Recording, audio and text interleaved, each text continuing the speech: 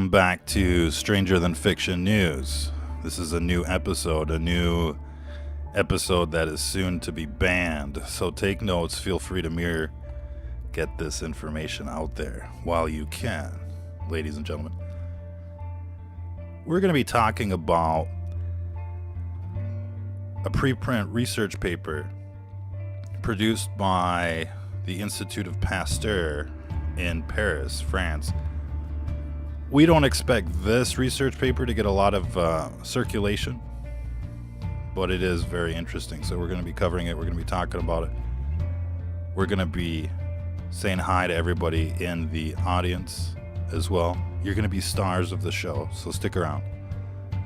We'll get back to you. But we want to get to this before the stream cuts, because undoubtedly they're going to cut it like the Nazis that they are. But in this preprint research paper, it talks about smoking. Smokers have a statistical advantage, you could say, up to 80%. A potential protective effect of smoking and of nicotine on SARS-CoV-2 infection has been noted. And they say that the smoker rate for outpatients, amount of people, we should say, that were non-smokers, comprised of 80% of the outpatients and 75% of the inpatients. So it's not, it's not a silver bullet. It's not going to, absolutely protect you, but smokers' current smoking status appears to be a protective factor against the infection of SARS-CoV-2. And this is just some of the interesting insights in this research paper. There must be countless research papers like this that give us, important insight into what's going on. And of course, we never see much of that research because the science has been politicized, like the hydroxychloroquine. But it's not just the hydroxychloroquine that has been politicized. And, systematically, we're seeing anything and everything that might actually help you from this outbreak is being censored, denied, the prices inflated. Cigarettes have gone up in price not to protect you, ladies and gentlemen, but to make you more susceptible to this pandemic. But there are other things in this article that are super interesting, and we want to kind of zoom back to the top, and then we'll get into some of the news and talk to the audience and perhaps, let our imaginations take us to a place they've never been before. But here's a couple interesting lines here. Before we get to that one, we want to get to this one. Symptomatic COVID disease caused by SARS-CoV-2 virus is observed in 2.5% of infected individuals. Essentially, everybody's been infected or dosed by this virus, but around 2.5% of the people are actually going to be severely affected. And, there's factors that, make that possible. Some people will say age, some people will say obesity, diabetes, heart disease, high blood pressure, and the like. But regardless of the cofactors, and there are some, and regardless of the similar pathologies in all of the, severe cases, which is their immune system got wiped out, regardless of, all of that, we can say that, some research is saying that only 2.5% of people out there are really affected by this. And essentially, this is a lot like polio. Polio didn't kill everybody. It affected just a small percentage of people, but, it was the same thing. Everything was locked down for the most part. Businesses were closed, schools were closed. People didn't want to go out for fear of their children. They didn't need to lock people down. People voluntarily, basically stayed home. And this went on for years. The 1950s were basically, plagued by polio. In any case, we can start to question the logic of, locking everybody down for a virus that'll probably only go severe in 2% of the people. I think that it's important to identify who the most at-risk people are, i.e. non-smokers, and, lock them down or something like that. Or maybe, the people that are over 60 or the people that, are just a little frail. But that doesn't mean that if you're not dying from respiratory distress that you're okay, believe it or not. And, this is something that we've been seeing, in quite a bit of the literature. It's well summarized in this paper. This is why we're featuring it here. But it says there is strong evidence for a neurotropic action of SARS-CoV-2 infection. It has been demonstrated that beta coronaviruses, to which the SARS-CoV-2 belongs, do not limit their presence to the respiratory tract and have been shown to frequently invade the central nervous system. And we're learning that this thing basically invades, the entire organism. But in this article, they really focus on the role this virus has on the central nervous system. And one of the things that they found, essentially, was that there is a region in the code, in the genetic code, in the programming language, that is very similar to rabies, as well as cobra toxin. Essentially, rabies and cobra toxin and another bunguro toxin essentially attack in the same way with a very similar code. Now, the thing in biology is that shape is more important than lettering. And what they're finding is that it's not just, that the code or the region is kind of similar, but the shape is kind of similar. Now, it doesn't seem like this is a direct copy and paste insert from rabies.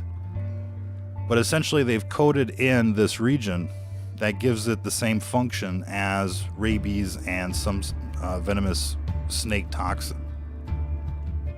Now, we've left a link to this article so that people can, read this for themselves. But essentially, there's a lot of white papers out there that are saying that, this virus is going to turn everybody into creepy Biden. And we're going to be getting into creepy Biden, the brain fog, and, many other things. Not sure what happened to the video guy on vacation. How's everybody doing out there? We're broadcasting live on the backup. No, this is actually the Stranger Than Fiction News ScrewTube channel. But, I want to give a big shout out to everybody we can see out there. Tanel, Angela, Anxious Aussie, Warhammer, Access Through Christ, Beyond Awake. How's everybody doing out there? So, there's a reason why people are running around, there is no virus, there is no virus. First and foremost, smokers are more protected, have a statistical advantage. And overall, we're seeing that this really affects just a very small percentage of the people out there. So, they need to really modify the target of, the public health crisis, which is the people that are most at risk. And it was kind of like the early days in the HIV, outbreak. It was the homosexual community, that was most at risk. And so they should be the most informed. These people that are most at risk should be informed of those risks. And the rest of the world should be allowed to operate, because they're going to find out that there's really not a whole lot of choice in the matter. Fauci is saying that the vaccines aren't going to work. And, polio went from the 20s, literally, FDR, perhaps even before.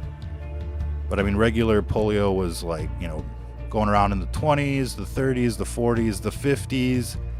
It really became a thing. The media hyped on it. They were showing people in the iron lung, and they were showing, the children in the, Forrest Gump kind of like leg braces and the like. And, it became like a big thing. And there's a lot you could say about polio, but the point of the story here is that it took them decades, to get through it. And they did get through it. Now, in the 50s, they locked everything down for a disease that was running around in the 20s because the media was there focusing on it. Man, And how many people noticed the imagery here with the pyramid and the pentagram in the background? I mean, creepy Biden wants you to know. You can almost see the devil horns. Man, I know you're trying to goad me. In his forehead. We'll have to do more compilations. We'll have to focus more on politics. Here coming up, we're like less than 90 days away from the general election. Highly doubtful that they'll put Joe Biden, in front of the television screens, and in front of everybody's television screen for the debates. We'll have to see. But, that's really just going to be, the end of that campaign. And I think that no matter who wins this next election, it's going to be a disaster.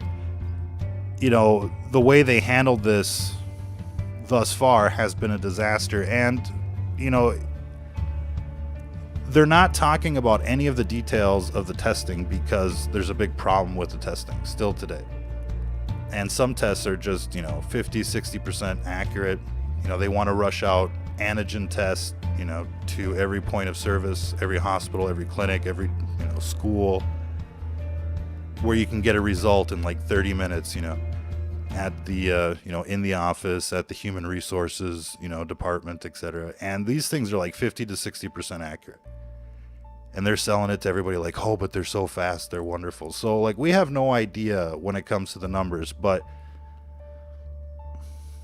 it's safe to say that it's not the drop-dead virus that we saw in China. And in the past few broadcasts, we were talking about how it looks like they deployed, biological countermeasures, part of their virus wars program. And chances are they released an attenuated, version of the Wuhan strain that would give some sort of cross protection. They'll never admit that, but it's, more or less like Project White Coat, in the modern era. Any case, there's lots and lots of articles out there circulating about COVID, brain damage, survivors having all sorts of trouble, months and months after, the initial onset. And this is something that we've been talking about since the beginning, that the SARS portion of this disease is really just the primary infection. And then it becomes a systemic infection. It invades, just about every organ, every tissue, and causes various damage there based on various factors. But if smoking acts as what they think happens here with, the smoking or the nicotine is that it basically deregulates the ACE2 binding mechanism, and it interferes at that juncture. Now, we've been talking about other things that might interfere with, viral replication or, the actual infection or the docking. You can almost look at it like, a virus, kind of like a dog trying to have sex with, somebody's leg or something. It actually gets there onto the cell, it docks. And, the science is, pretty, profound when it comes to virology. I mean, there's been all sorts of things, in the news about viruses and other things. We're not going to get into all of the biodefense programs and all of that stuff, but you could spend all day on, viruses. And it would be, to say like there's no virus now would be kind of like saying there's no polio. Maybe there was something else. You never had chicken pox, you never had measles, You know, you never got the cold. You know, that stuff doesn't exist. It's all death towers. So, look, from our point of view, we feel that the death towers make it worse, but that they're not the root cause of the problem. And, you know, every good cake requires, you know, many different ingredients, ladies and gentlemen. So let's see what else we got in the news out there. Number of people dying of COVID plummets by 99% since the height of the pandemic. Now that tells us a couple different things. Like, one, there might have been a lot of medical malpractice happening at the beginning. You know, they didn't know what they were dealing with, even though, you know, there had been SARS and MERS, and this was, you know, highly related. They still went out there and killed a bunch of people, as far as we can tell, by not treating this right and politicizing the science. And so, you know, the deaths of all these people basically that you're seeing in, you know, the statistics right now are really, the system is partially to blame for that. You know, the politicians, the media, the scientists, they all kind of like politicized it for whatever reason. And they killed people, and they, you know, took advantage of that. And that's kind of like a syndrome, you know, where you poison people and you come in as the caregiver because you're getting all of this attention. It's like Munchausen syndrome or something like that.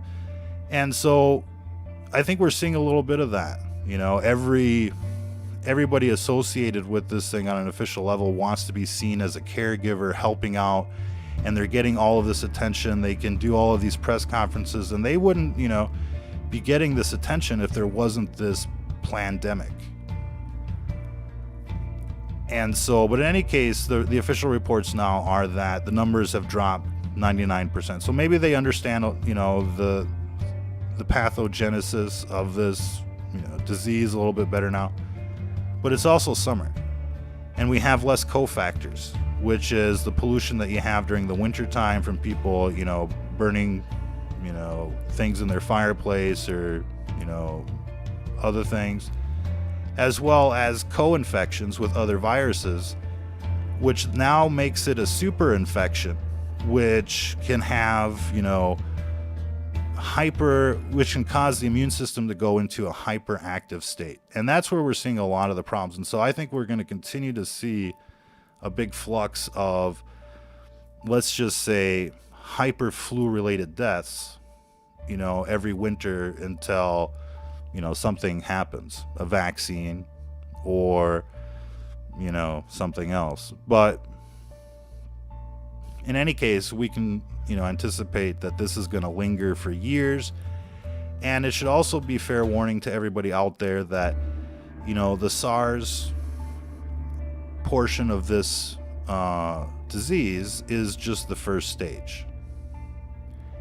And then comes the hepatitis, then comes the damage to the kidneys, then comes perhaps damage to the circulatory system, thrombosis, strokes, you know, damage to the heart muscle itself as well. And, you know, then it kind of progresses into a neurotropic stage, which includes demyelination. We're expecting to see a lot of MS-like syndromes because of this infection. And this could include twitching, it can include brain fog, it can include, you know, all sorts of things. But basically, it's going to begin to short circuit your nervous system. So you're going to have twitches that you never had before. And you're going to be a little bit more like, you know, creepy Biden in terms of, you know, finding a response. So the question is, you know, how do you mitigate that? Policy this administration has made them better off in the last 8 years. And in addition to that, we have to make sure. Yeah, I mean, it's a disaster. And you just can't even imagine, you know, what people are thinking voting for this guy. It's not the creepy Biden, you know, from yesterday. You know, he probably doesn't even know what a little child is anymore. But if he did, he'd be groping that kid, you know. We should play the video, you know, of like the hairy legs in the pool, and he's talking about the little kids, and it's just creepy, man. Creepy. What's this? Massive BLM protests in Melbourne was fine, but protesting against the lockdown will get you arrested. And that's how it is. I mean, if you're on the liberal side of things, then everything you do and say is permitted, right? And if you're on the conservative side of things, then everything you say and do is terrorism, extremism, and the Patriot Act is for you. You see what I'm saying? So this is the problem with the system. It's become completely weaponized against people that it's supposed to serve and protect. And just because you disagree with somebody, that doesn't mean that you should be able to run them over with a truck, because, you know, everybody can do that. And that's not the point of being an intelligent person out there. I mean, you're not a monkey, you're not a, you know, a cat. You're a person that's able to talk and think and communicate. It's a human right, you know, and it's fundamental to, you know, basically being a more advanced civilization, that we can actually work out our disagreements through fair debate, and everybody can be objective and choose the right thing. But now it's just, you know, super hyper polarized, and people are reinventing things that have been dead for decades, like racism. You know, you look at pretty much, you know, all of the content out there, you know, on the media from the 50s, 60s, 70s, 80s, 90s, 2000s, early 2000s. I mean, everybody really seemed to get along. You know, there wasn't this animosity, and now you're really seeing a polarization like never before. But, you know, that could be an endless debate. People being arrested, you know, for not complying. And, you know, it's looking real nefarious. It's looking like, you know, G.I. Joe a little bit. You got COVID commander out there, you know, arresting people. And now that everybody's got a mask, I mean, it's just, you know, makes things less human. You know, you're not a person anymore. You're just some kind of like infection, right? And that's the problem with what's going on right now. It's, you know, it's out there dehumanizing everyone. And so as soon as you start taking away people's human rights, I mean, just expect the whole thing to collapse, because nobody's going to stand for that. And conservatives right now are basically, you know, going to have to fight for their lives, or else you know that these Nazis on the left are just going to take you out with their eugenics programs one way or another. This is an interesting, you know, perspective. Not one doctor, not one news channel, not one person in authority over the last 5 months have told you how to naturally boost your immune systems. All they do is, you know, basically push mass social distancing, tests, and vaccines. And everything that they're pushing is, you know, not really going to help. You know, the lockdowns, the social distancing, the mass, it just makes people unhappy, depressed, self-destructive. And, you know, we're going to see, you know, suicides. We're going to see people just basically go on, you know, go postal. The tests don't work, not really. The vaccines, Fauci just admitted, you know, probably aren't going to work. So all they push are things that really don't work, where there's things that do work better, and they don't talk about it at all. Instead, it's like hydroxychloroquine, and you're banned and censored and the like, and you're just not allowed. President Trump is running for re-election. Save American jobs and provide relief to the American workers. First one is I'm providing a payroll tax holiday. So he wants to portray himself as a doer, and when it comes to the economy, you know, he's like the CEO of a company, you know, no complaints there. Economics, you know, that's wonderful. And it's important, but as you can see with, you know, the current situation,